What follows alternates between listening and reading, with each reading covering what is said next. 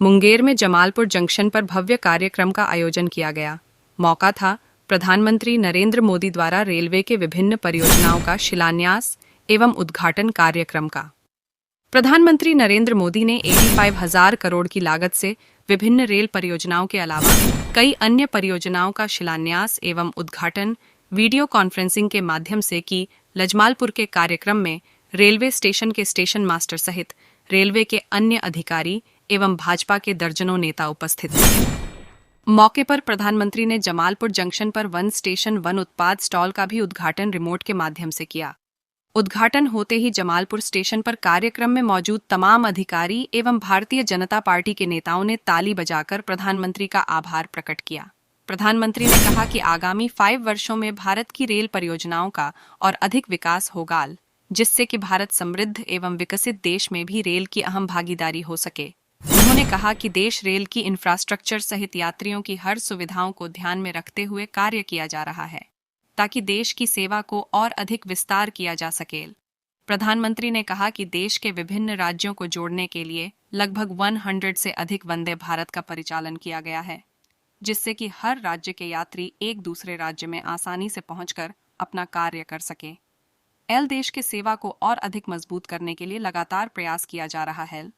जो कार्य 70 वर्षों की कार्यकाल में नहीं हो सका हुआ, वह कार्य 10 वर्षों की अवधि में किया जा चुका है। उन्होंने विपक्ष का बिना नाम लिए उन पर हमला करते हुए कहा, लोगों को मोदी की गारंटी से चीड़ हो गई है। यही कारण है कि मोदी का विरोध करते करते अब देश का विकास कार्य का विरोध करने लगे हैं। देखिए, विकसित भारत के संकल्प लेके माननीय प्रधानमंत्री जी चले हैं और ये मोदी का गारंटी है कि देश को 2047 तक हम विकसित भारत के रूप में आगे लाएंगे। खास करके आज जो वन स्टेशन वन प्रोडक्ट जो स्थानीय उत्पाद हैं, सकल घरेलू उत्पाद कैसे बढ़े, लोगों को छोटे छोटे कारीगरों, बुनकरों, कारपेंटरों, कुम्भकार भाई, ये सब जो घरेलू उत्पादन करते हैं उसको बाजार कैसे मिले, इसके लिए हमारे माननीय प्रधानमंत्री जी वन स्टेशन वन प्रोडक्ट का कार्यक्रम चलाया है। और आपके माध्यम से हम सभी जनता से आग्रह करेंगे कि आप दैनिक जीवन में ज्यादा से ज्यादा लोकल बने वस्तुओं को उपयोग करें, ताकि हमारे बुनकरों, हमारे कारीगरों, हमारे शिल्पकार को एक बाजार मिल सके, उनको रोजगार मिल सके, उनके उत्पादन का सही उपयोग मिल सके, सही बाजार मिले। ये हमारे माननीय प्रधानमंत्री जी के सोच। भारत माता के भारत नव निर्माण का लगातार विस्तार हो रहा है। देश के कोने कोने में परियोजनाओं का लोकार्पण हो रहा है, नई योजनाएं शुरू हो रही है।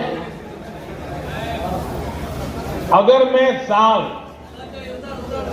2024 की ही बात करूं, 2024 आने मुश्किल से अभी 75 दिन हुए हैं 2024 के।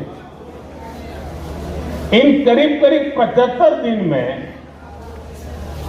11 लाख करोड़ रुपए से ज्यादा की परियोजनाओं का लोकार्पण और शिलान्यास हो चुका है। और अगर मैं पिछले 10-12 दिन की बात करूं, पिछले 10-12 दिन में ही 7 लाख करोड़ रुपए से ज्यादा की परियोजनाओं का लोकार्पण और शिलान्यास हुआ है। आज भी विकसित भारत की दिशा में देश ने एक बहुत बड़ा कदम उठाया। इस कार्यक्रम में अब यहां 1 लाख करोड़ रुपए से ज्यादा की परियोजनाओं का और लोकार्पण और शिलान्यास हुआ है। और आप देखिए, आज 85,000 करोड़ रुपए, 85,000 करोड़ रुपए से अधिक से सिर्फ और सिर्फ रेलवे के प्रोजेक्ट देश 20,000 करोड़ रुपए से अधिक की लागत से बनने वाले पेट्रोकेमिकल परिसर का भी शिलान्यास हुआ और ये प्रोजेक्ट हाइड्रोजन उत्पादन के साथ साथ अहम भूमिका निभाने वाला है। आज ही गुजरात और महाराष्ट्र में एकता मॉल्स का भी शिलान्यास हुआ है। ये एकता मॉल्स भारत के समृद्ध कुटीर उद्योग, हमारे हस्तशिल्प, हमारा वोकल फॉर लोकल का जो मिशन है, उसको देश के कोने कोने तक ले जाने में सहायक होगा और उसमें एक भारत श्रेष्ठ भारत की नींव को भी मजबूत होते हम देखेंगे। 20,000 करोड़ रुपए से अधिक की लागत से बनने वाले पेट्रोकेमिकल परिसर का भी शिलान्यास हुआ और ये प्रोजेक्ट हाइड्रोजन उत्पादन के साथ साथ अहम भूमिका निभाने वाला है। आज ही गुजरात और महाराष्ट्र में एकता मॉल्स का भी शिलान्यास हुआ है। ये एकता मॉल्स भारत के समृद्ध कुटीर उद्योग, हमारे हस्तशिल्प, हमारा वोकल फॉर लोकल का जो मिशन है, उसको देश के कोने कोने तक ले जाने में सहायक होगा और उसमें एक भारत श्रेष्ठ भारत की नींव को भी मजबूत होते हम देखेंगे। आज से 10 साल पहले नॉर्थ ईस्ट के 6 राज्यों ऐसे थे जहां की राजधानी हमारे देश की रेलवे से नहीं जुड़ी।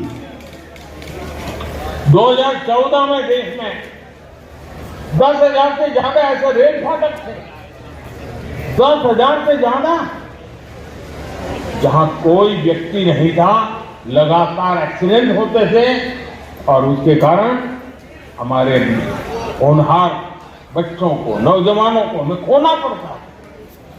2014 में देश में सिर्फ 35% रेल लाइनों का इलेक्ट्रिफिकेशन हुआ था। पहले की सरकारों के लिए रेल लाइनों का दोहरीकरण भी उनकी प्राथमिकता में नहीं था। इस परिस्थिति में हर पल कौन मुसीबतें झेल रहा था, कौन परेशानियों में पीसा जाता था, हमारे देश। आप पिछले 2014 के पहले के 25-30 रेल बजट देख लीजिए। रेल मंत्री देश की पार्लियामेंट में क्या बोलते थे? हमारी फलानी ट्रेन का वहां स्टॉपेज दे देंगे, वहां हम डिब्बे 6 है तो 8 कर देंगे। यानी रेलवे, और मैं देख रहा था पार्लियामेंट में भी धप धप तालियां बजती,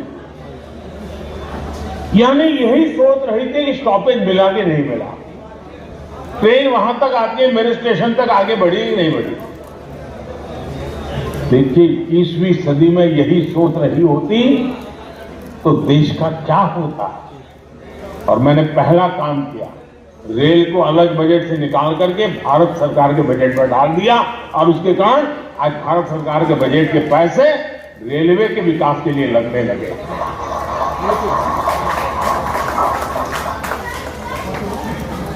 पिछले दिनों देखा है दशकों में समय की पाबंदी,